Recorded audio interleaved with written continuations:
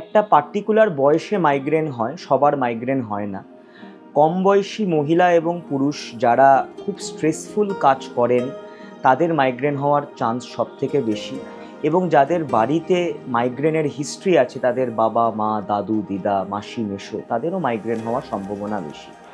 Migraine হেডেকটা বাকি হেডেকের থেকে একটু আলাদা।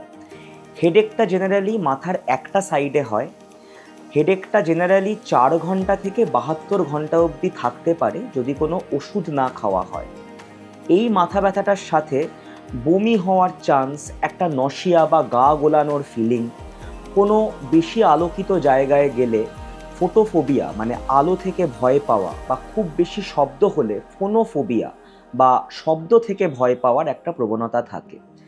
এই হেডেক হলে রোগী চেষ্টা করে শান্তভাবে এক জায়গায় একটি অন্ধকার ঘরে বসে থাকলে তারা আরাম পায়, এবং কিছু মেডিসিন আছে যেগুলোকে আমরা রেস্কিউ মেডিসিন বলি, সেগুলো খেলেও মাইগ্রেন হেডেক কমে যেতে পারে।